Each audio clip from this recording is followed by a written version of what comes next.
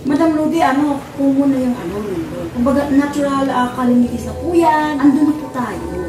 Andun na tayo sa words na yun. Hindi nyo rin pwede sabihin sa akin, Madam, nabasa mo dito, no. Kung anong nakikita ko, yun yung sasabihin ko.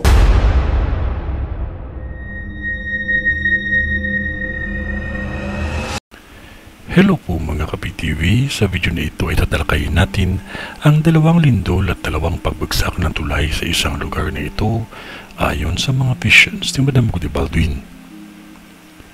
Pero kung ikaw hindi pa nakasubscribe sa aking channel, baka naman.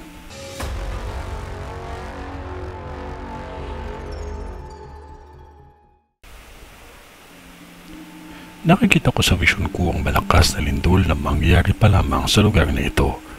May kalakasan ang 2 lindol at may mga kalapit na lugar na mararamdaman din ito. Ngunit may 2 tulay ako na nakikita na mapipinsala at hindi lindol ang dahilan ng pagkasira o bagsak nito. Nangyari ito ng biglaan kahit walang lindol na nangyari. May nakikita akong aksidente sa karagatan na ang ibang nakasakay ay nawala at may nasawi akong nakikita. Bago tayo sasakay sa sasakyang panghimpapawid, manalangin tayo ng taimtim upang tayo ay iligtas sa kapahamakan. Kung ano man ang nakikita ko sa vision ko ay hanggang dun lang din ang aking masasabi dahil Diyos pa din ang mas may alam ng lahat. Huwag ninyong katakutan dahil ito ay gabay. Lagi nating tandaan na Diyos pa din ang mas makapangyarihan sa lahat. Sa kalawakan may enerhiya na mahirap unawain na sadyang mangyayari lamang bigla. At alam ko na bago lilipad ang aeroplano, inaayos ito bago ito bumiyahe.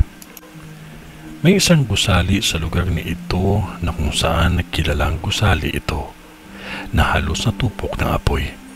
Iwasan ninyo manigarilyo o gumamit ng mga bagay na magiging sanhi ng pagsabog o apoy sa isang gasolinahan sa probinsyang ito.